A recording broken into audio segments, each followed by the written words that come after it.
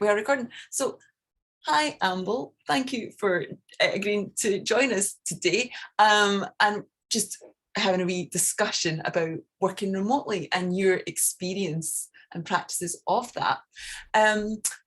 Would you want to start off with just giving us a little bit of sort of background to yourself and your work? Yeah, sure. I'm a composer, disabled with a chronic illness, which is neurological and also physical mobility issues. And as a result of that, I don't get out the house very much. And I became a composer when I got ill, because doing stuff on my laptop was one of the things I could still do. I couldn't play gigs or run projects or go to festivals or anything. So I started writing music and sending it off, and was just really lucky that people liked it and got back to me. And I started off being a lot more kind of in the space, which I think I probably needed to be, just to get known. So I would go to residencies and would sort of try and cover up how unwell I was feeling. And would just not really embrace the whole disabled thing. Until I did a residency with Flip Artists, who are a disabled organisation, and that was really the first time that I thought, I can say I'm a disabled artist, and I can ask for things to be done in a way that doesn't kind of break me and destroy me. So I work mainly with electronics, just because it's just all in one laptop, and I don't have to keep getting instruments out and putting them away and building studios and going to rehearsals and working with people. I can just sit in my bed and make things on my laptop. So really, it's sort of out of necessity that I've ended up where I am, but it's been a very lucky accident, I think, that I'm really kind of happy doing what I'm doing. So yeah, that's me in a nutshell. Thank you. And there might be a few things actually I come back to touch on from that just as we Mm. go on. Um, so you've obviously mentioned that you're a disabled artist and you've had to work remotely just due to circumstance for Mm. the majority of your career and learning process. So obviously that was the case before the pandemic hit.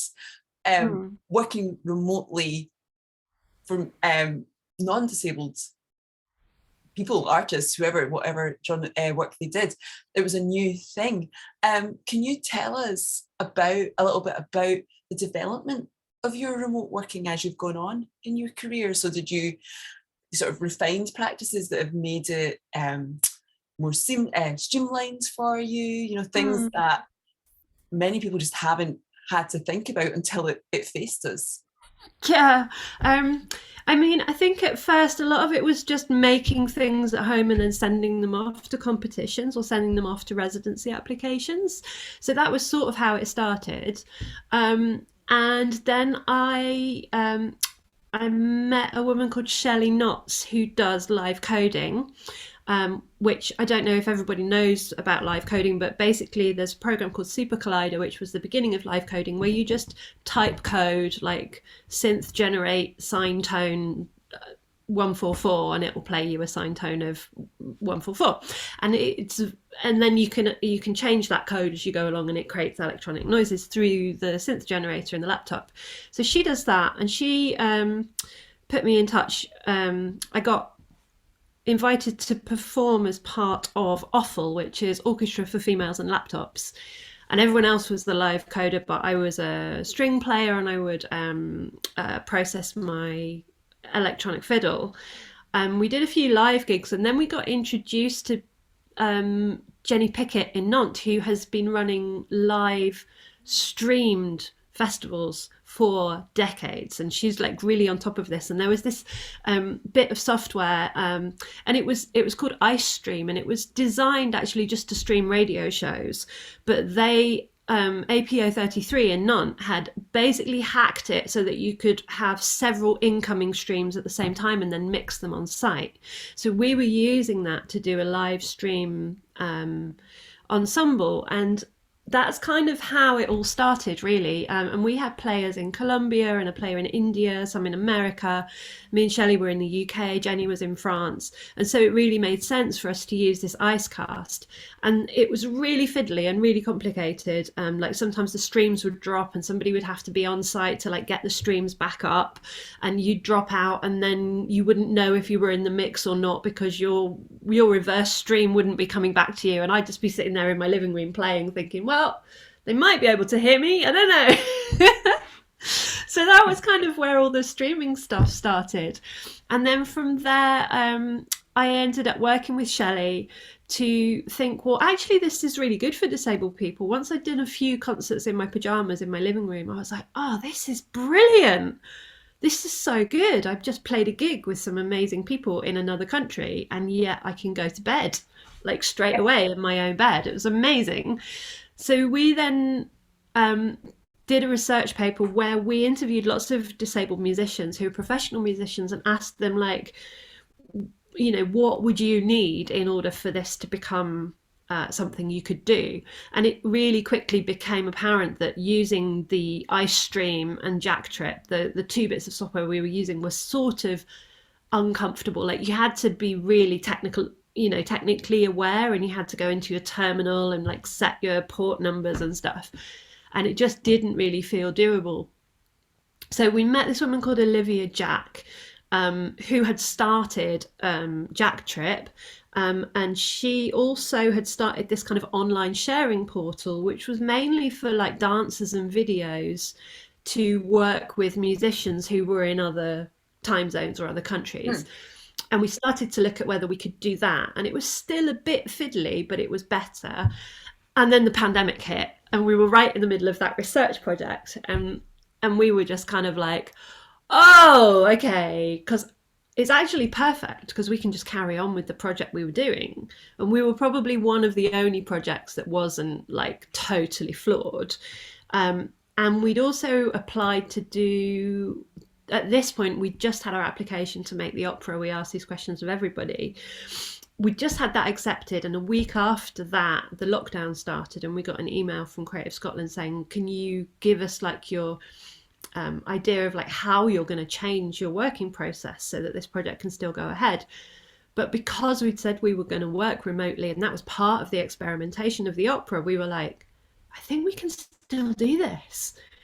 So I don't know if I've actually answered your question, but that's sort of the lead up to it, really. So when the pandemic hit, we were simultaneously kind of floored because suddenly everybody was doing everything online. And the internet was like struggling to keep up with everyone online. Yeah, because like we had such little energy, and we'd been going so slowly. We'd been doing little steps here and there, like quietly in a corner, sort of figuring this out really slowly and gently between us. And then suddenly, bam, you know, everybody's like, we're going to Zoom, we're going to do this, we're going to do that, we're going to live stream, there's this software. And we were just like, oh my God, like this whole world we've been trying to develop has suddenly just exploded. So so in a way it was ideal because we could carry on doing what we were doing. And in another way, it was just like everything we'd thought up till that point, we could just throw in the bin because these big companies were doing it, and they were doing it so much faster than we could, with so much tech and so much funding behind them, that we basically just stopped and were like, okay, let's just wait for them to get to where we need them to be. So that's kind of where we got to with the pandemic, and then obviously making the opera. And we also did this ensemble called OFFAL, which was with the disabled people that we'd interviewed. We then did some live gigs with those people doing live streaming. And for that, we actually chose to use Zoom for a number of reasons. One was because Zoom has closed captioning, which for the deaf people in our ensemble is absolutely vital. And we performed at a conference, and a lot of the conference talks were about, you know, this really high quality thing, you know, and it's all being run off their university server, and it's super fast and the quality is amazing. But actually, if you don't live in that world, and if you don't have access to super fast computers and incredible broadband, it was completely inaccessible. and it also wasn't designed with any disabled accessibility involved. So for all its faults and for all its kind of corporate vibe, and it's a private company and there's kind of issues around the ethics of that, Zoom actually did the job for us where other bits of software just would fall down for a disabled ensemble. And that was a really interesting conversation, because we kind of went to this conference and were like, this is all great, but actually this thing does the job, and we have to sacrifice the quality of connection and the quality of sync in order to have access from our homes and have closed captioning, which is really vital for us. So that was a really interesting conversation. I think I've gone off topic from what you were asking. No, it's really interesting to hear all of that. But so essentially the way many people are now working and those processes, you'd actually started that before the pandemic had hit. So before everyone even thought, oh, I'll be doing a concert live streamed with someone that's stuck in their home 10 miles away. Oh, actually, now we can expand further and actually play with that musician or artist that is in another part of the world. So you were already in that thinking, and everyone else was catching up as soon as floored, and then catching up when the pandemic hit. Yeah, it was weird. It was a really weird kind of thing, because there's like this, I like to think of like there's a bell curve of normal, and we were sort of on the edges of that bell curve, and a lot of normal activity that was happening in this centre just wasn't practical for us. Yeah. And then the pandemic hit and the bell curve of normal completely shifted, and suddenly we were bang smack in the middle of the bell curve of normal. So for us it was like, well, I don't really, well, for me anyway, I was like, I only go out maybe once a week to the supermarket, but otherwise I get my shopping delivered. I don't go anywhere. I don't travel much, apart from like traveling for residencies. I do everything I can online anyway. So it was like suddenly the world kind of shifted, and I was suddenly in this really comfortable normal space where I was like, this is normal. This is what we've been doing. Yeah. So in a way it was really weird, but it was also kind of like having to then take stock, because you'd think, oh well, we're ahead of the curve, we'll just carry on, but not at all. Actually, it was kind of like, we have to now take stock because everyone else is running with this. Yeah. And our research is basically out of date within a week, because all these massive companies are suddenly like, let's put everything online, and everything we'd done was completely out of date and pointless. But yeah, it was a really weird time, but also really nice, because everybody else was experiencing what we experienced and could suddenly have that kind of empathy of like, oh yeah, you do need to contact people and talk to people online, and then because otherwise you're really lonely, or you never get to do anything. And then on the other hand, lots of things started happening that suddenly weren't closed anymore. It was like, oh, I can go to this conference, or I can attend this concert, or I can be a part of this panel. Yeah. So you, in a previous conversation that we've had, actually, you were speaking about techniques that you've found where you're working remotely. So maybe you're in your home working online with a group of people in a room, and you were talking about sort of techniques to be present in that space whilst you're remote. Have you got any sort of tips that you've kind of found over the years, or ways that you've done it to have that presence in the room that you were talking about? Yeah, it's a funny one, because I think a lot of people feel like, Zoom is like a glass half full thing. It's like, I am talking to you, but it's not ideal, because I'd rather be in a cafe with you, and I'd rather be like having a coffee, and I'd rather see you and hug you. But I think for people who don't have that option, Zoom is more of a glass half full. So if you look at Zoom from that point of view, or any kind of online activity, it becomes, this is a really positive thing actually, because without this I wouldn't know you at all. And so part of it is like a psychological thing. I think that people felt like Zoom was a compromise and Zoom was something that they'd been forced into and they couldn't have their real life, and they were sort of mourning that they couldn't have that other thing. Yeah. Whereas I think for me, it had always been, oh, this is great. I get to do things. I get to meet people. I get to talk to people. I get to play concerts. And it had always been a really positive thing for me. And I think we see that reflected in disability in general, that, you know, abled people quite often would look at a wheelchair and think, oh God, that's awfully restrictive. Whereas a person who uses a wheelchair is like, no, this is brilliant. I get to go out of my house. I get to go to the shops on my own. I get to, you know, go to my mate's place. I get to go to a pub because I've got some wheels on a chair and I don't have to walk and be in pain. So there's always been this weird sort of glass half full, glass half empty thing. So I think a lot of it comes down to like your mindset when you're working, when you're on Zoom.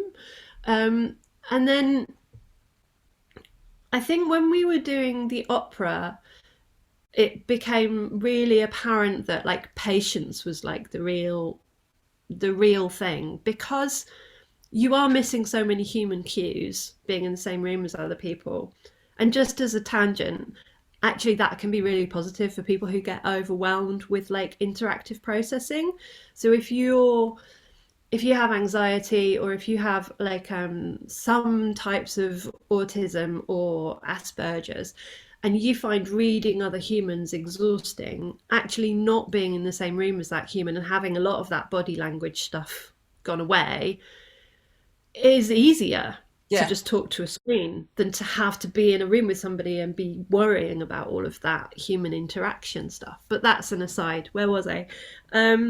Yeah, because you're missing a lot of that stuff. We found with making the opera, a lot of it was about patience and about going a lot slower than you would like to, and trying to make sure that everybody is active and involved rather than passive. Because I think, you know, we've had like 70, 80 years of television, which has trained, certainly up to our generation, like the beginning of millennials, to sit on the end of a screen and just watch what's going on. Whereas this is about interaction. It's about, we actually hear and we're both talking to each other. I'm not broadcasting to you and you're not broadcasting to me. And so in order to do that, we had to have a lot of gentle conversations and also start with the chit chat. Like, go into a meeting knowing actually the first 15 minutes is just going to be people reaching out and connecting and sharing stories and having a chat and talking about what's gone on with their week, and just establishing we are humans in a space about to do a thing with each other. And that sort of takes longer, I think, remotely. So it doesn't feel so weird that you're just, I'm on my own, I'm doing a thing, I'm on my own again. It's like that transition is more gentle. And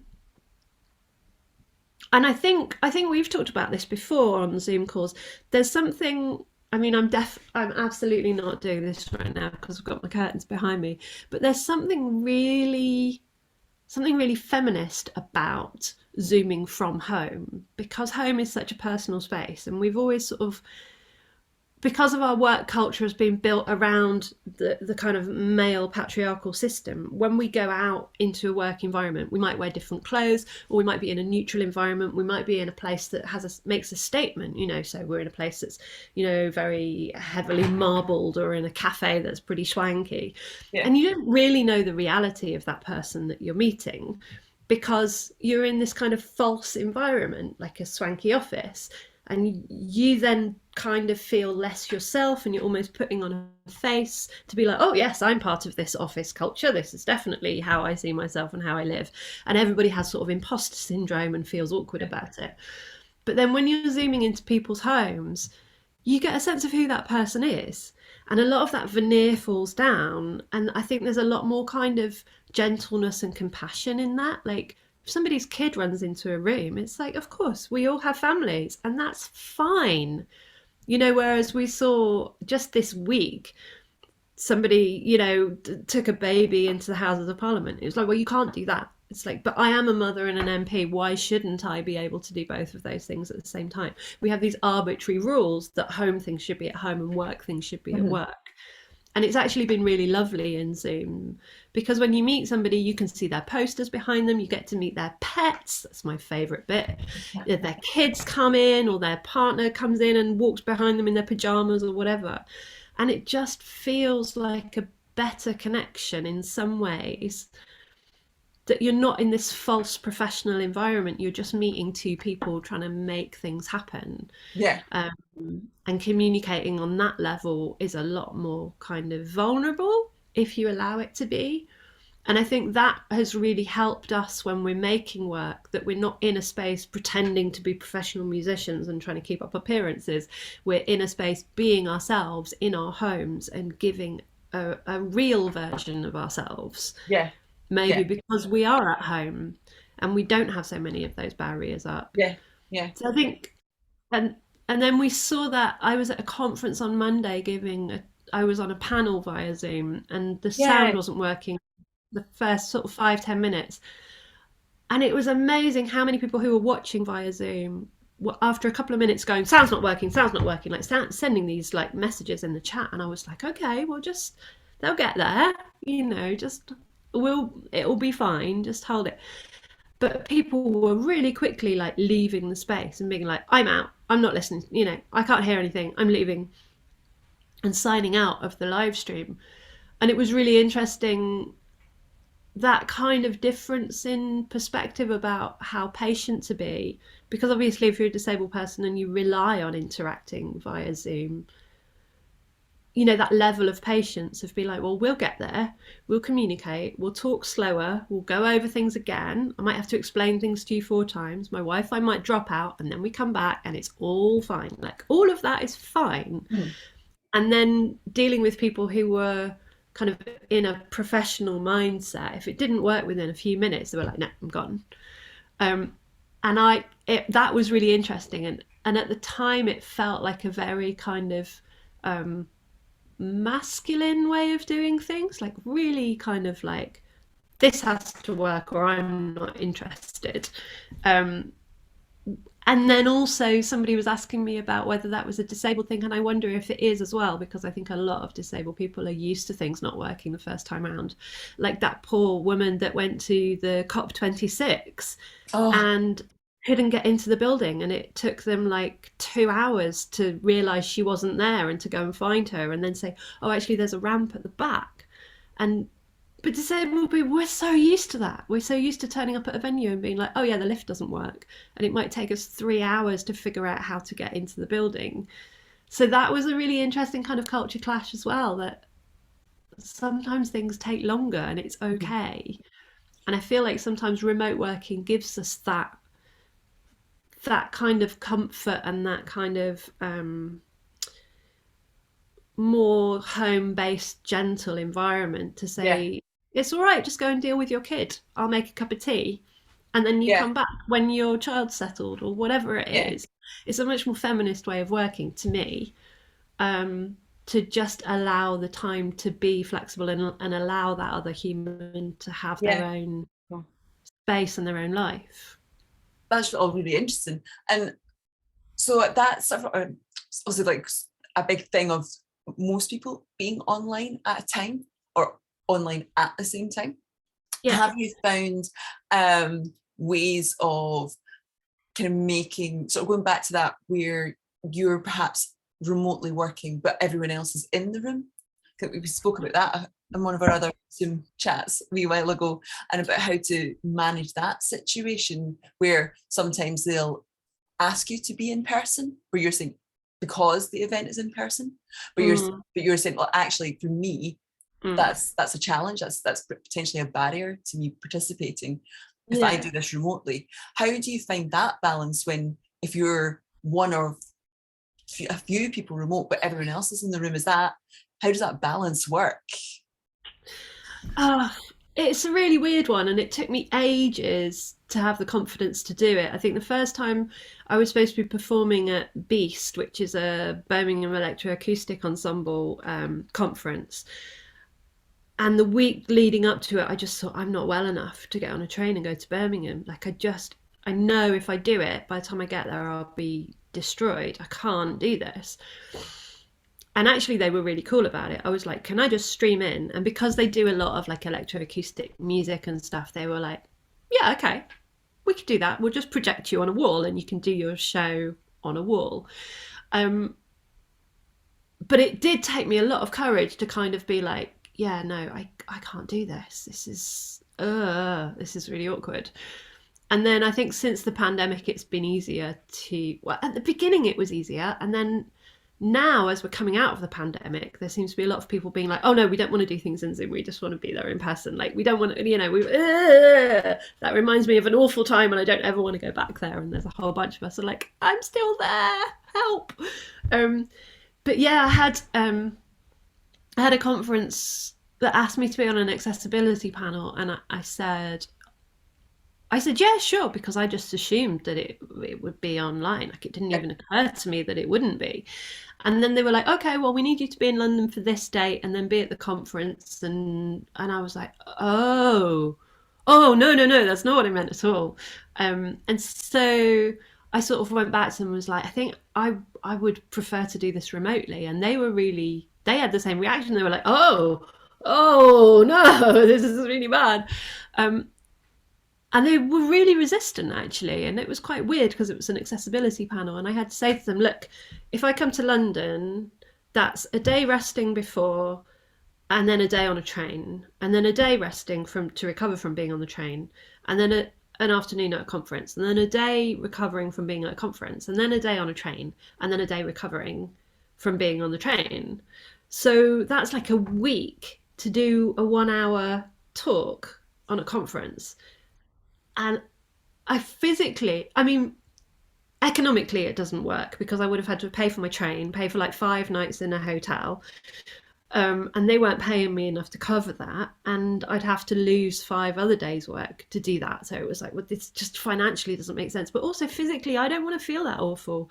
I don't want to spend a day on a train and then spend a day in a darkened room recovering from being on a train. Like, no, it's not feasible at they all. were asking me to push myself to a point where my body just, yeah, like if I said to you, well, I want you to do this project, but I want you to actually climb a mountain and then do the project from the top of the mountain, but I'm only going to pay you 100 quid, you'd be like, I don't think I want to go and climb a mountain. I got other stuff to do, unless you really liked mountains. But so it's really interesting that now there's this kind of clash where people are like, oh, you want to be on Zoom? Like, yeah, definitely. And so there's this sort of hierarchy beginning again, which I'm really keen to sort of try and maintain, that there isn't a hierarchy between the Yeah. person who's in person and the person who's not there, and is coming in by Zoom. But I think we'll just have to wait and see how that pans out, to be honest.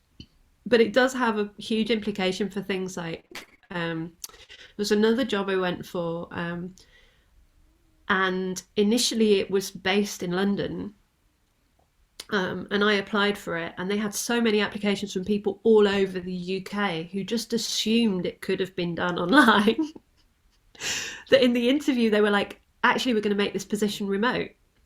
Whereas I think before the pandemic, that would have been really weird to apply and say I'm disabled and actually think by Zoom. People would be like, oh Jesus, because on the one hand you don't want to break people's access requirements, but on the other hand it requires a completely different way of thinking. And sorry, my cats have just piled through the cat flap. So there's this kind of I'm derailed. So you're talking about hierarchy. Oh yeah, coming back, the change. So what's been really interesting, I think, is that at the beginning of the pandemic, there was a kind of frustration amongst disabled people who were saying, we've been asking this for ages and you've always said it wasn't possible. And suddenly, now abled people have to stay at home, everybody's doing it. And we've been saying for decades that we'd like to work from home, and all the organisations have been like, oh no, we can't. You have to be in the office because of culture, because of communication, and you won't be part of the team, and da da da. And then the pandemic happened, and suddenly everyone's working from home. Within 2 days, everything changed. And I think there was a kind of frustration with disabled people who were like, I could have had a career and it was blocked by a refusal to do this. And I've got things to share, I've got life experience, I've got knowledge, I've got creativity, and I've been shut out from that because of this decision. And I completely get that. I feel frustrated about that as well. But I think we also have to recognize that we live in a capitalist system. And if you're doing it for one person in your organization, then the amount of infrastructure required as opposed to the output you get is disproportionate. Whereas when organizations did it in the pandemic, it was like they had to do it to survive. And so from an organizational point of view, it's not a disabled, abled conversation. It's a financial decision. It's like, we can't set this entire process up and manage it and make it work and have like Teams and Zooms and things happening. It's too much just for this one employee. So we'll make an excuse and we'll hire somebody else. But actually, when it's everybody in your team and your company either goes bust or you do it, then you do it, right?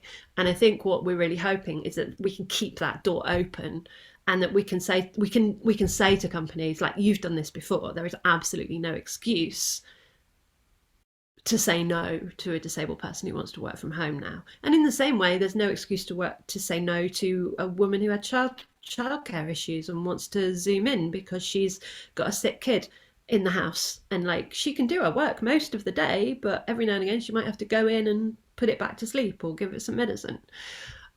And actually that's fine. And so again, it feels like Zoom is this kind of feminist, disablist kind of technology that allows us to step away from this kind of patriarchal idea that we all have to be in a room 7 hours a day wearing smart clothes, and that everything home-based has to happen in our spare time.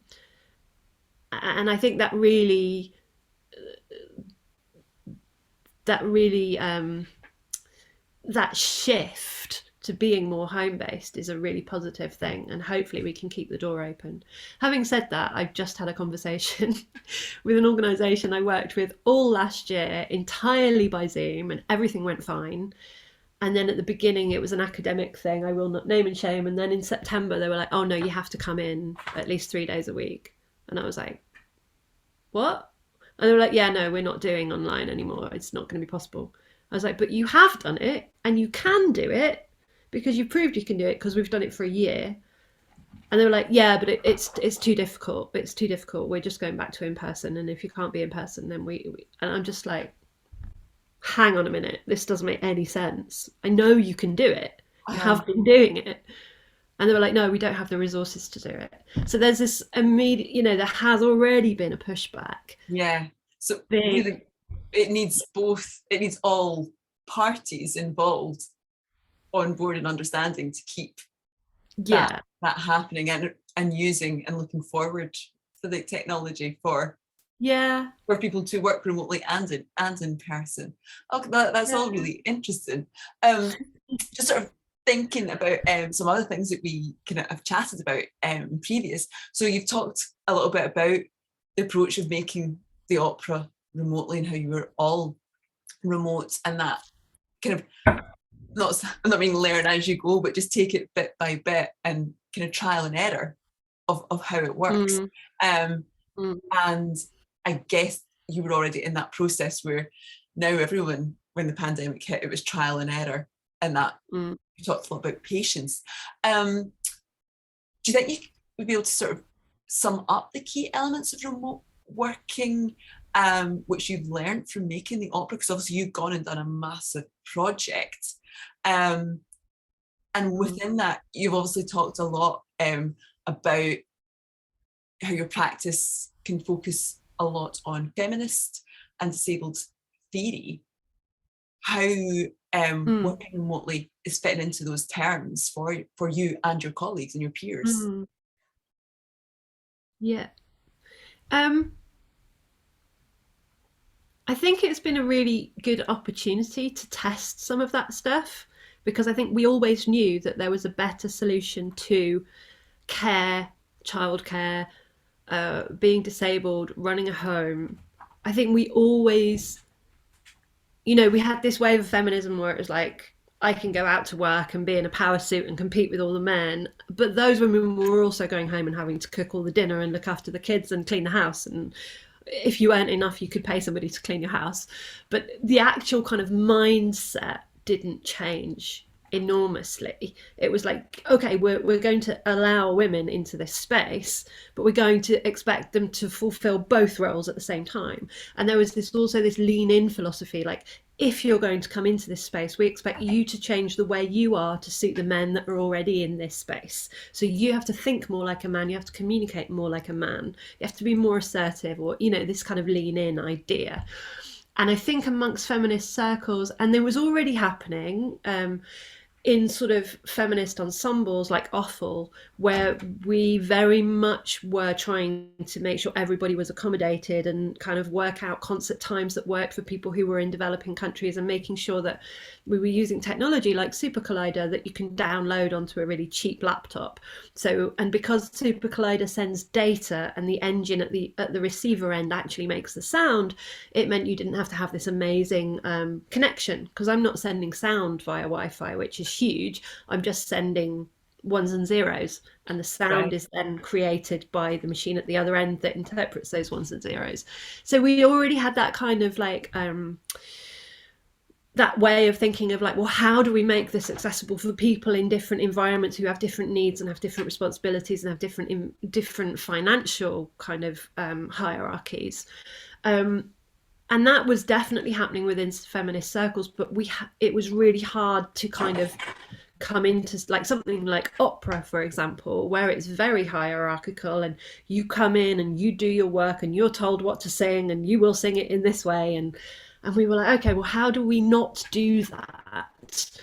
How do we have a rehearsal room where the director and the composer have the same amount of power as the people doing the performing and the playing? It's kind of bringing those disabled and feminist ideas about equality and actually putting them into practice in a work environment. And in a way, I think the pandemic really helped that, because no longer were we like a niche group being like, we're doing a really weird thing over here that normal opera could have ignored and been like, well, that's just not quality. And, you know, quality is such a difficult word to talk about in music, because I'm going to go on this tangent.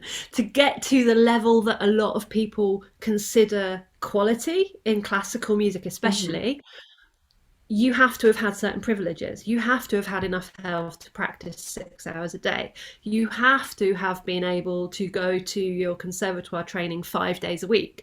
You have to have been able to play evening gigs and concerts, i.e. not have small children. You have to have had access to be in a big city like London or Cardiff and go to the conservatoires.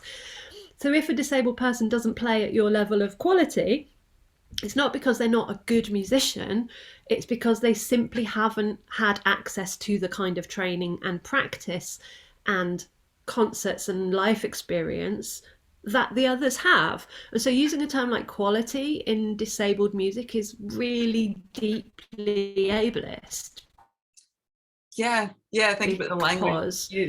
Not all have access to the training and experience they need. You know, but we still talk about, well, you know, disabled, it was a disabled opera, but it wasn't very good. And it's like, yeah, well, maybe your definition.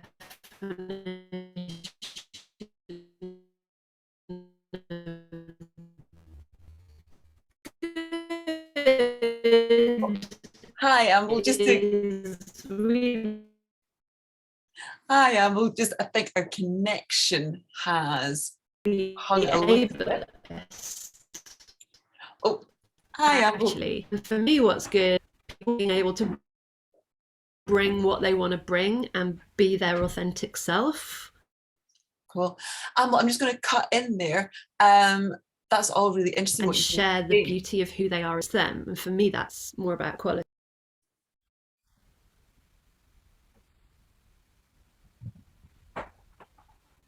Oh, hi again. Is that you? I think you're back again.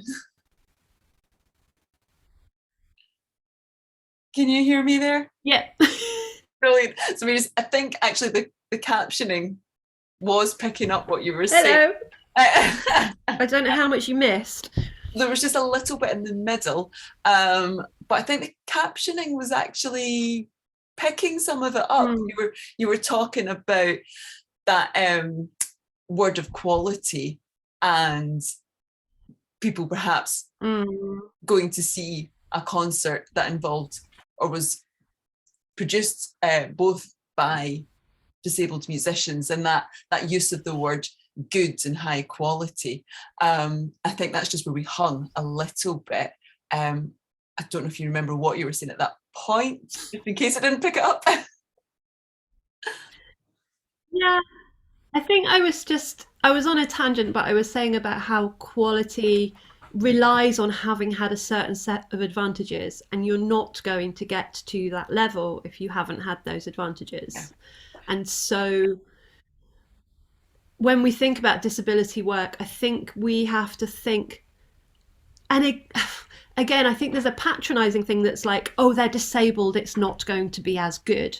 And for me, that's really patronizing, because it's still using the same measure of quality. It's like, well, this is good, and these are the disabled people who can't make it in the normal world, and that's just cringy.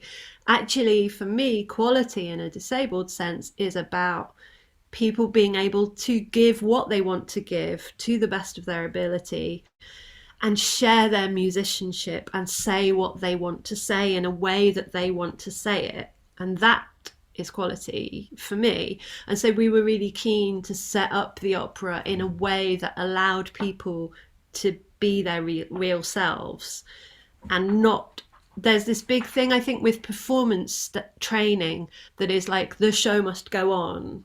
So you have to be at your peak when the curtain goes up.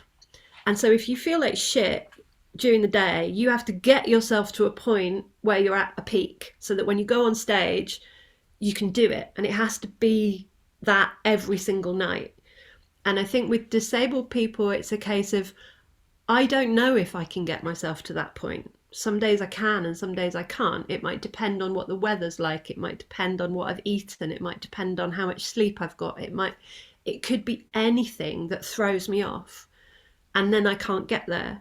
So rather than exclude disabled people by saying, well, you're not reliable in terms of your quality, what if we made pieces that allowed people to bring whatever level they have on that day? And if that's just humming a drone lying on the floor, that's fine. If that's, they've recorded something in advance and they can't play at all, but we just play what they recorded in advance and the others improvise to it, that's fine.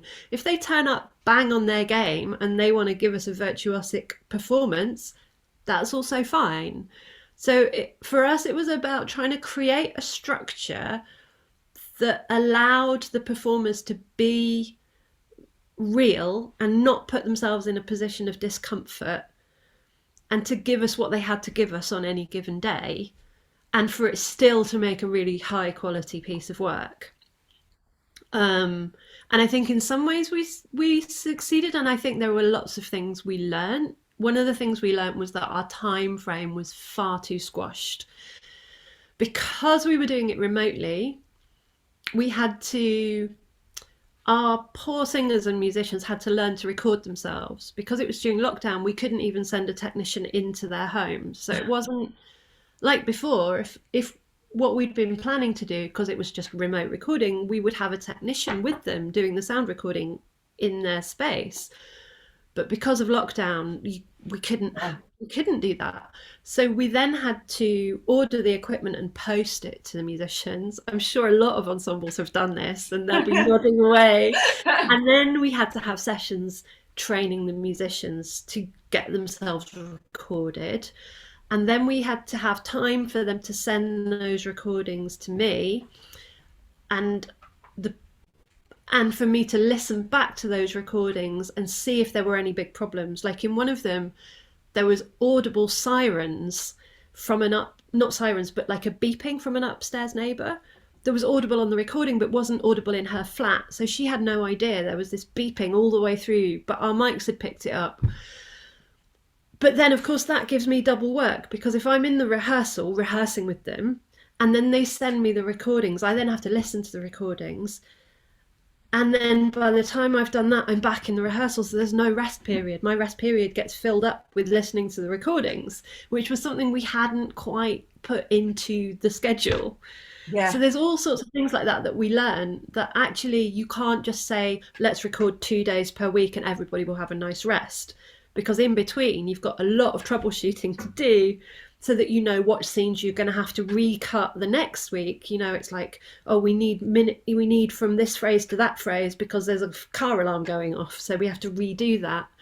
And then also there's the huge job, which we definitely didn't have in our time budget, Yeah. which was making it all sound like it was recorded together at the same time in a room. So the acoustics of Victoria's flat were really different from the acoustics of Steph's flat. And then because it was over Christmas, at some point, Steph went to stay with her parents because lockdown lifted and she was able to get out of Oxford. And so the acoustics of Steph's room changed again. Um, and because Steph was playing the harp and singing, you know, there was a point where she had harps in the room and they were resonating. We had to move all the harps out of the room. Um, and some places are noisier than others, and some, you know, they're not soundproofed. You have reverbs, and you know, at the end of all of that, there was probably at least a month's worth of editing and cleaning up and mixing that I squozed into about 3 days because we had to get it up. We had to get it up. And I think we completely underestimated. That was completely my fault. But I underestimated the amount of material we generated and just how much Yeah. work it would take to make it sound like those two people were having a conversation on basically homemade recordings. Yes. So I guess the big takeaway from that is the time for Mm, and how to move forward when working remotely is that yeah, you need that patience of the time that it will take.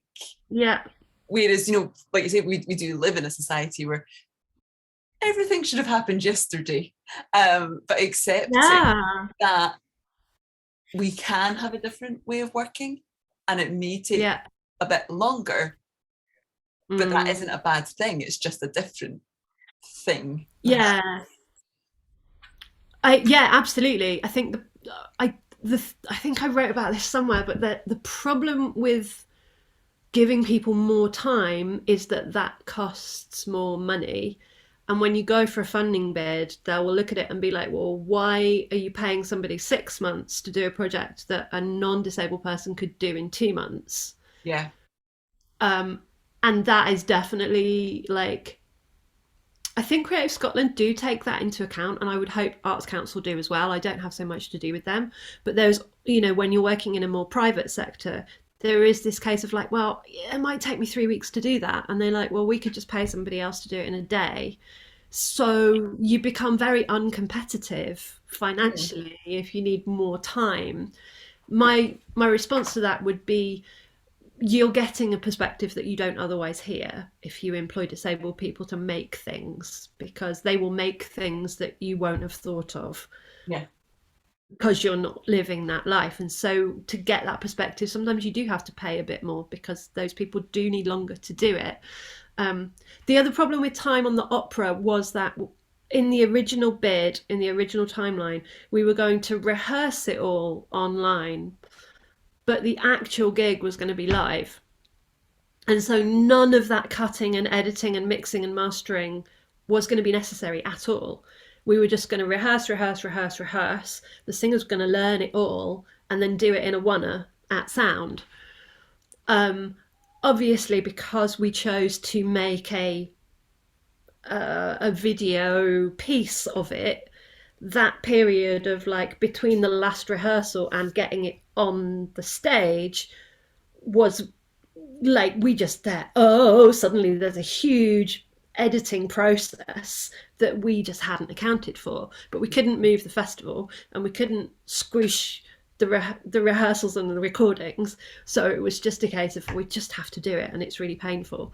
And in some cases we did export some work as well. We got people to like clean things up because Yeah. it was just not something. Oh, I was looking at it like, this is at least 3 days work, and if I do that, then I can't do that. I can't do both things at once. So we had to have things in the budget to just export bits of audio work that weren't really creative decisions. It was just, I need all the hiss taken off this, go. you know so there was a lot of that kind of trying to share things, and Toria was really good about that as well. We got to one point where somebody had requested a score, but the score would have taken me like 2 weeks to make, and we had said at the beginning, do you want a score? And they'd said no, so we were like, great. We didn't do one because we were going to learn it all by ear, and then it was like, oh, actually, can I have the score? And it was like, oh shit, I haven't done one.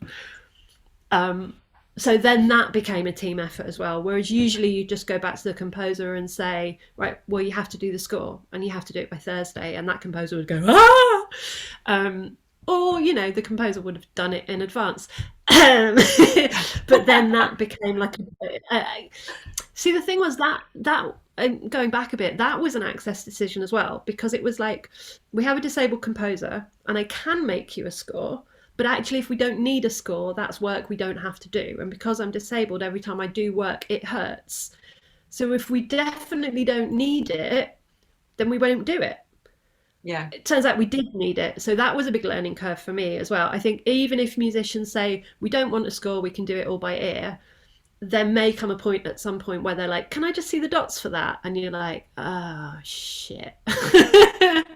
So I think that was a big learning point for me as well. Like, no matter how much people say no, we'll do it by ear, it's always worth making a score anyway. Yeah, have had those same backups Yeah, that you would in other situations. Yeah, no, that's interesting. but the way we responded to that was like, it was a team effort, and I was like scoring things and sending them to Toria, and she had some software where she could put the lyrics in because she could figure it out, and like I could give her shorthand and she could then like whack all the lyrics into the score. And I think in that way we approached it from a disabled point of view. It was like, okay, well, who is available, who has time, and how can we apportion this work so that it doesn't kill anybody and that we all take a bit of the weight, rather than just saying to the composer, well, you should have done it and now you have to stay up for 3 days. So again, like, just trying to think of like those sort of learning points as well, like, make sure you have time, make sure you have everything prepared, because when you have an eventuality, as a disabled person, you don't have any stretch. Do you know what I mean? Yeah. You don't have a stretch for somebody to be like, oh, could you just do this? No, I have to go to bed, or I'll be broken for a week.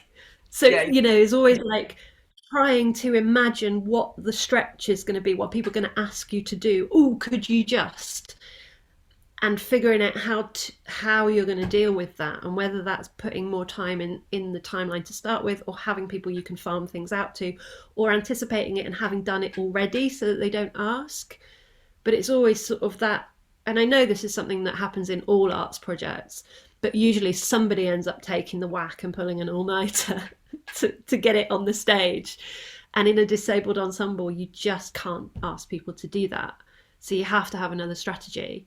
And I think Toria, who was the director, librettist, was really good at that, and was like, okay, we have a situation, how can we do this so that nobody gets completely destroyed?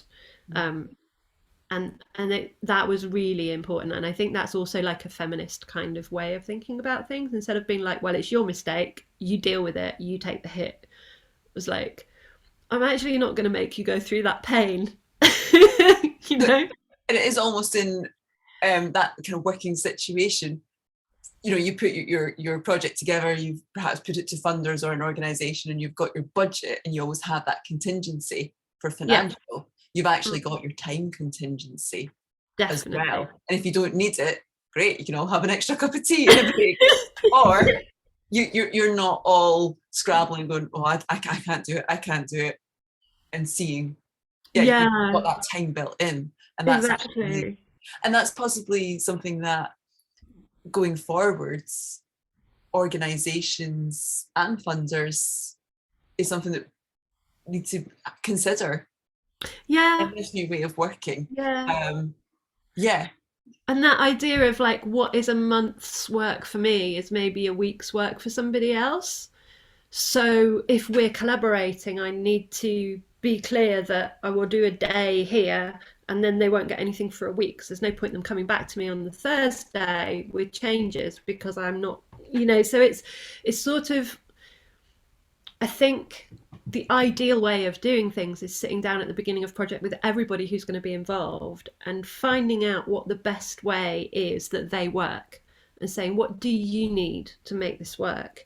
And then as the producer, you have to somehow find a way of all those things happening at once. yeah, So, for example, I did a collaboration, and one of the people I had to collaborate with had ADHD and was Asperger's, I think.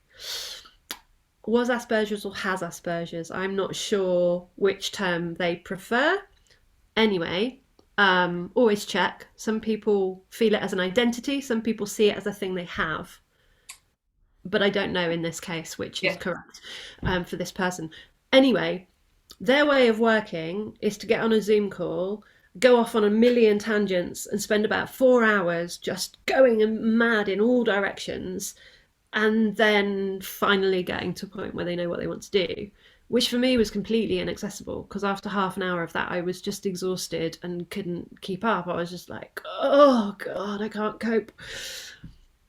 So in that situation, you've got two people who've got access needs. I've got an access need, which is I need to come in, do the thing, and go back to bed. And his access need is I need to spend a lot of time exploring this before my brain will let me figure out what I want to say. And those are like absolute clashes. And as a producer, you have to find a way that those two, like neither of those people is compromised to the point that the other person is getting the access and you're not. And so in that case, we had somebody who was an intermediary, and I would come in for the beginning of the call and set things out, and then the intermediary would work with the other person and go off on tangents for hours and hours and hours and hours with them. And then once they sort of knew what they wanted to say, we would come back together, or they would email me. So it's about thinking through like what each person needs and doing. You might do things in a really weird way, but you need to work out what's going to work for each person. And I think when we're trained as performers and to a certain amount as composers, although I think composers have more control over their flow, I think as performers we're told like walk into this room and be ready and work in this way until the day is over and then walk out of the room. And for a lot of people that just doesn't work, but there's no reason we have to do it like that. yeah, The way we make stuff, we can make that up as we go along, but there is a kind of received wisdom about how we make stuff, and it doesn't work for everybody, and it doesn't have to be that way. It's just how it's been for centuries. So yeah, it's kind of, I think for me that's the thing. It's like doing the needs assessment, or yeah, my best way of working assessment, and then sitting down with all that information and being like, right, how are we going to make all of that equal?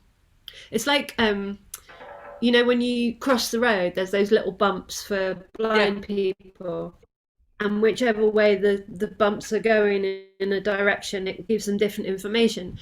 And as a wheelchair user, they're a bloody nightmare because you're like, oh, of course. but so it's like, well, the blind people need it. I really hate it. What do we do with that situation? And so accessibility for one person isn't accessibility for everyone else. And in that case, the disabled people, the wheelchair users are kind of losing out to the point that because blind people need it or they'll get run over. And so I suppose my inconvenience is less important than them not getting run over. So it's sort of, there's always that sort of, how can we make this fair? Do you have two different crossings, one for blind people, one for wheelchair people, and the wheelchair people have got like there's something there to stop the blind people stepping into the road, or what? I don't know how you would make that not a problem.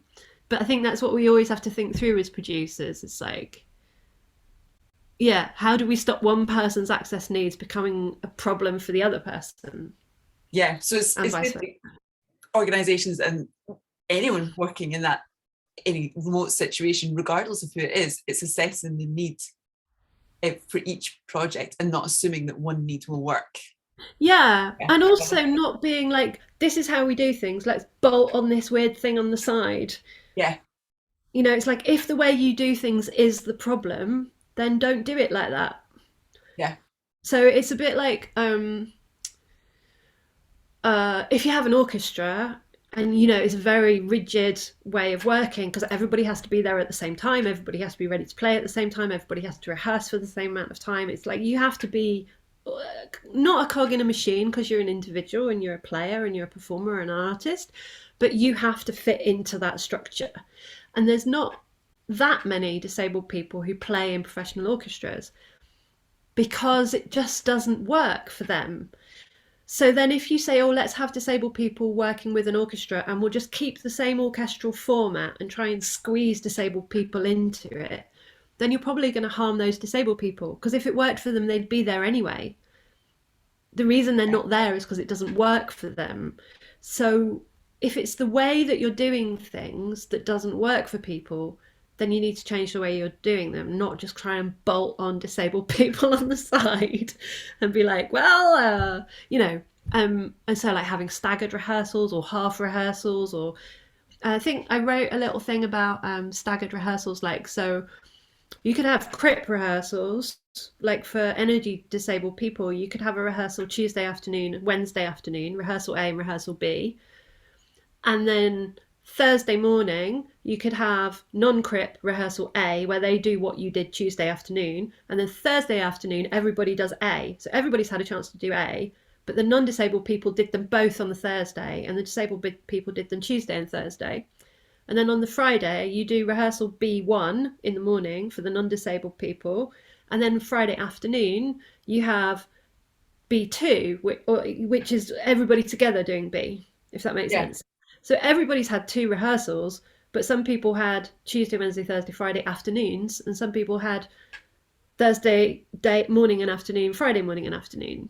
So there's ways to kind of hybridize rehearsals, but of course then you have to pay for the room on the Tuesday and the Wednesday and the conductor and the support staff. So it's more expensive than just slamming everybody into an 8-hour rehearsal, yeah, but it doesn't break the disabled people. So there's always that kind of like thinking about how could we do this so that we don't cause harm to people. And the other interesting thing, I've gone off on a bit of a tangent again.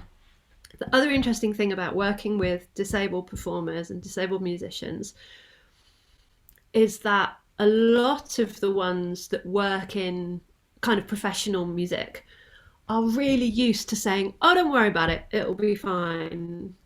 and that's And it was actually actually a real struggle. it was something I was going to touch on, and just It was coming back from coming back to your first statement when we first began talking in this chat about so many disabled musicians would hide that they had a disability and would just try and get on. So do you see a shift in that within yourself and I your don't. peers, or are organizations better at asking, or do we still need to do better? Yeah, Yes, I think yes. um, from the research and the interviews I've done, people are very used to normalizing and hiding things because they don't want to be seen as a problem, because they don't want to be excluded because they're too difficult. And so a lot of people put themselves in situations which are uncomfortable in order to minimize the pain for the non-disabled organizations. And it was really hard in the orchestra, in the opera, to say, really tell me what you need, really. And they'd be like, no, no, it's fine, it's fine. It was really hard because disabled people really mask a lot in order to just fit into that bell curve. They kind of force themselves into situations which are uncomfortable and then deal with the consequences in their own private time. And it is hard to create an environment where you can say to people, really bring your broken self and tell me everything and it doesn't matter. It's fine, because the world just doesn't work like that. And there's so few organizations that are willing to hear that, especially like I used to work in organizations and charities and, where you're a paid employee, and you can't always be going to your line manager saying, I've got this issue, I've got that issue, my health's not great, I need this flexibility, I need that flexibility, I need this changed, I need that changed. It goes against you. Whereas actually that's just the reality you have to live with. Yeah. And there's an expectation that you will cover all of that up in order to fit into the bell curve and make yourself a cog to make the machine easier. I think there is a long way to go before before disabled people feel comfortable to walk into a room and go, this is who I am, this is what's going on with my body today, and this is what I need you to do. It's just like, even with our families, we don't do that. It's really unusual for a disabled person to kick back, Yeah. and to fight and say, no, I'm not doing that. It's not. And it's easier, if you're not in a work environment, especially if you're freelance, because you're always dependent on that next gig coming in. And so if you get a reputation as somebody who makes trouble, then people aren't going to hire you again. And like one of our musicians that we interviewed, she said, you have to walk into every situation with a list of solutions. So whatever problem they might foresee with your disability, you've already prepared a solution for them so that you can show them you're not a problem. Gosh, yeah. And it's exhausting. Yeah.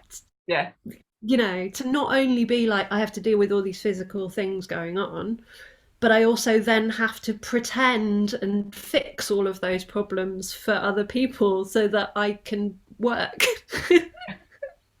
Well, that's all really interesting, and I don't want to cut you short. I'm just very conscious that we're like nearly, I think, over an hour. We haven't Yeah, I think talked so. for a long time. No, thank you. Is there anything you kind of want to sum up with, or do you think? I mean, we've covered so much. Yeah. I think what would be really interesting is if anybody wants to talk about this or have a Q&A or ask me or do a Zoom like on a group, then I'm totally up for that. So like, I'm totally up for people contacting me, or we could do a group Zoom and chat, and ensembles that want to think about this stuff. I'm like totally up for that. So I think that's probably like the last thing to say. It's like, contact people, ask them, talk to them. I think what people have been doing is like, we want to do disability, let's look at how that other ensemble did it and copy it. And that's not always a good model that you're copying. And if you don't know whether it's a good model or not, don't copy it. Yeah, always ask. Yeah, I think the best thing is to get in touch with disabled musicians and disabled artists and disabled academics and find this stuff out and design something that works specifically for the project you're doing. Don't try and import a model that you think, oh, that's the disabled model, because there isn't one. It's always specific to whoever you're working with, and it will be different for every project. I think that's the last thing. We're not even talking about working remotely anymore. We're talking about disabled music. But I think that's the thing that I would really like to share. It's like, be specific, work with the people you're working with, ask them, and don't be afraid to completely redesign your process. Yeah. Oh, thank you very much, Amble. And yeah, we've got the live captioning. I think it's got most of it. There are a few hilarious word changes for it, but we'll see what we can do for that. And we have I'm sorry. No, not at all. It's amazing. Brilliant. Thank you very much, Amble. Thanks so much. Thank you for having me.